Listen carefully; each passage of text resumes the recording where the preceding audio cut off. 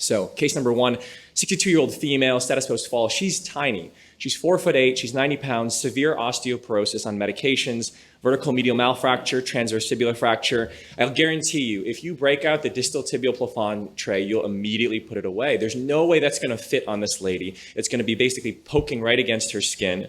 So instead, what we can do, we can use a 3mm plate with these variable angle locking screws to hold the distal fibular fracture. This contours very nicely that you can do a contour in situ using the locking towers. We use small 3mm quick fix screws and a small 2-4 medial anteromedial buttress plate.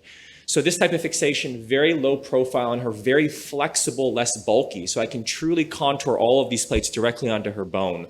She did very well overall, no hardware irritation. Another case, 30-year-old female, status post-fall.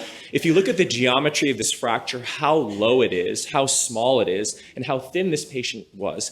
A lot of these patients that you get, sometimes it's really just skin and you're down to bone. What do you do for that patient? How do you create a construct that you know you're not going to have to go back and take out hardware?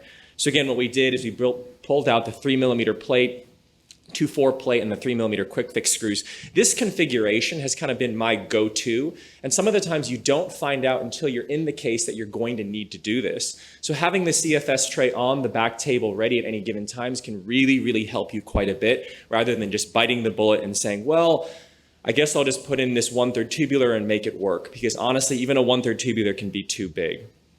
Reason number two, fragment-specific fixation. So every single small piece, especially within comminuted fractures, really needs to have some sort of individual fixation. So how do you achieve that? 40-year-old female who was involved in a motor vehicle crash, proximal fibula fracture, comminuted medial and post-mal fractures. Now the post-mal has become a big area of research, and I guarantee you that you should really get a CT scan on most of these for this reason, is how do you address this comminuted back piece? Will you really be able to just perk it with some screws P to A? Will you really be able to just put a 1/3 tubular on it and really buttress all of it? And how do you keep things out of the way? If you just start putting 1/3 tubular plates all over the plate, and then you need to put in a tightrope or anything else, you're going to run out of room very, very quickly. So what we did for her, 2.4mm plate, 1/3 tubular plate, and what the point of this x-ray is to really show is that when you're using these smaller 2-4 screws, the room that you have to add adjuvant fixation, like a tightrope, increases much greater. So I'm able to thread the tightrope through the screws and not run into a very busy area. So I'm able to fix the back, the medial, and the side without having everything interfere with one another. 18-year-old male, status post skateboard fall, multiple reduction attempts. So most people would say, well, once you get him reduced, it should be relatively stable. This person just kept falling out the back again and again and again. So I put a provisional Arthro FX external fixator on this patient and said, we need to really get a better look at what's going on with his post-mal. Why is he falling out? Why did it take the residents 3 times to try to reduce him?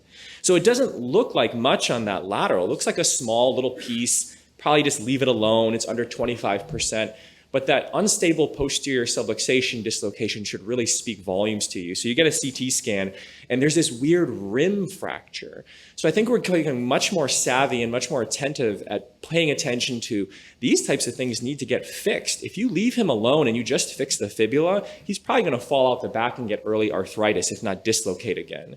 So what do you do for this tiny little rim fracture along the back? What do you have in your armamentarium? You're not going to put on a posterior plate. You're not going to put in just a single screw because you're never going to capture it. You need something that's really just going to corral all those pieces. So using a posterolateral approach, you can use the distal fibular locking plate from that tray, and you can break out a 2-4 plate and use it as a rim plate along the back. You can use the same technique along the front as well, and it's very, very clever at just grabbing these anterior and posterior avulsion pieces and just pushing them all back in and getting a good grab with the variable angle locking screws.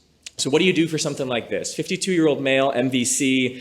I have really no idea what's going on with this x-ray, honestly. There's this distal fibula fracture. There's some sort of subtalar dislocation. Is that what we're looking at? But really, you can't tell anything until you get it reduced and get a CT scan. So you get a CT scan, and what you're looking at is the back of the talus now. So that's a posterior medial talar fracture with a small distal fibula fracture. And these are really, really tricky because there's no talar plates made for this. There's really no specific implants that are made for this at all. You have a fragment that's in the ankle joint. You have this piece, and it traverses 2 joints. So now you really, if you leave this alone, you're going to have all symptomatic joints in the subtalar joint and the ankle joint, and you're going to have crepitus with a distal fibula fracture. So thinking a little bit out of the box, what's your go-to? The CFS tray. So we use an ArthroFX just to pull out some distraction and get some exposure, because we're going to do a posterior medial approach, moving the neurovascular bundle to the medial side. You basically just take everything from the FHL and sweep it over medially and just don't touch it, do not dissect it out. I call up the CFS tray, I call up some FT screws because I really don't know what to expect. Open it up in the back. These two large K-wires that you see, those are for the no-touch technique, just to move the whole neurovascular bundle over on the medial side. And then we start piecing these little things together, and this is what it looks from the back side. You're looking at the back aspect of the talus, posterior medial. We start putting small K-wires into it. And how are we going to fix it? I can't just leave K-wires in the back of the talus. I don't just trust the screws alone. So we, again, take a rim plate, corral everything in together, get multiple fluoro views to make sure that we're out of the joint, and then fix it with some variable angle locking screws. Since we're along the back anyways, then we put in some fully threaded screws percutaneous through the fibula. So again, not a really standard type of technique, but the tools really in the CFS really helped tremendously for that. Here's how that patient looks at the end of the day.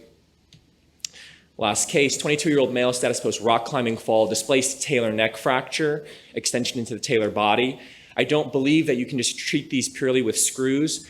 Lateral side fails under tension, medial side fails under compression. Screws alone, no matter how good you are at putting in screws, I don't know that you're going to have that perfect read on the lateral side to make sure that your medial screws don't over-compress and cause a varus malunion.